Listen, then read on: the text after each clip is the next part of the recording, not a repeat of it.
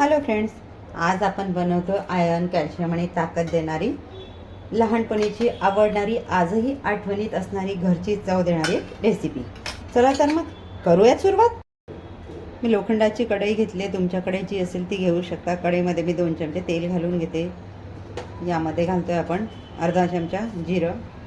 जिरं आपलं छान तडतडायला लागलं, कढईतून बाहेर यायचा विचार करायला लागलं की त्यामध्ये घालतो आहे आपण 5 चमचे शेंगदाणे. 2 ते 3 मिनटं छान तळून घ्यायचे.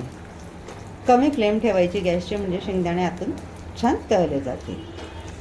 यामध्ये घालून घेते 4 ते 5 हिरव्या मिरच्या. एका मिरचीचे 2 तुकडे करून घेतले. शेंगदाणे मिरची आपले छान तळून होत आलेले आहेत. याच्यामध्ये घालतो आपण 8 ते 10 लसणाच्या पाकळ्या.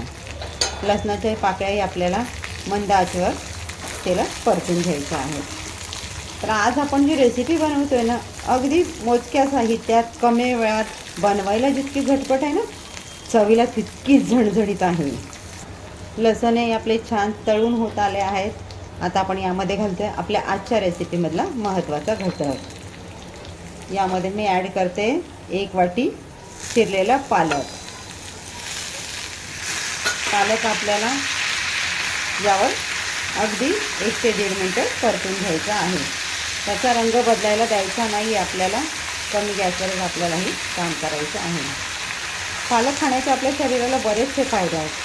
पालकमध्ये आयर्न आणि फायबरचं प्रमाण भरपूर असतं. फायबरचं प्रमाण भरपूर असल्यामुळे आपली पचनसंस्था सुधारते. डोळ्यांचं आरोग्य उत्तम राहण्यास मदत होते. रक्तदाब नियंत्रणात राहण्यास मदत होते. हाडे मजबूत होतात.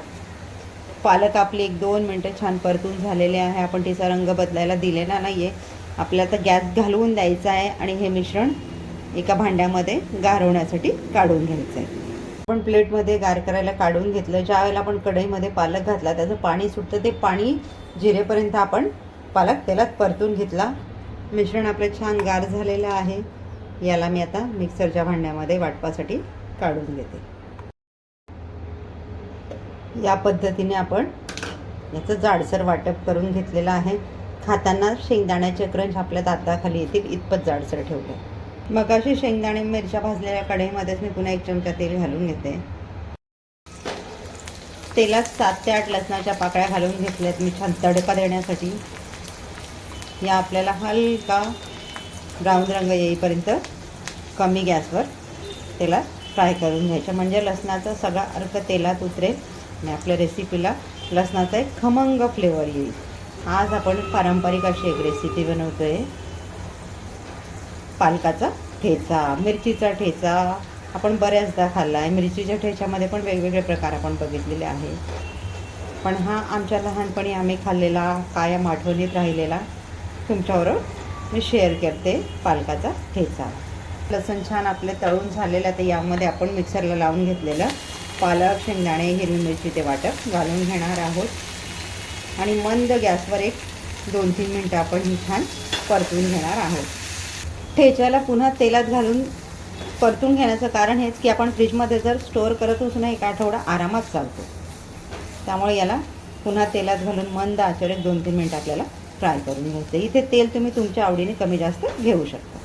ठेचा छान तेलात परतून झाला. या स्टेजला घालूया आपण चवीनुसार मीठ. मीठ घालून झालं की ते आपल्याला पुन्हा मिक्स करून घ्यायचं आहे आणि यामध्ये घालूयात आपण कोथिंबीर. आपण 1 वाटी चिरलेला पालक घेतला आहे.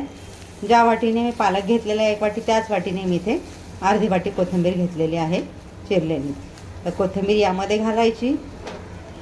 तुम्ही तुमच्या आवडीनुसार चवीनुसार कोथिंबीर घालू शकता. मी अर्धी वाटी कोथिंबीर यामध्ये घालून घेते. कोथिंबीर घालून छान मिक्स करून झालं. यामध्ये मी घालून घेते थोडा लिंबाचा रस. हा ऑप्शनल आहे, तुम्हाला नसेल घालायचा तर नका घालू. लिंबाचा रस घालून एकदा परतून घेऊयात आणि गॅस घालवून देऊयात. तयार झाला आहे आपला झणझणीत ठसकेदार लसूण पालक ठेचा.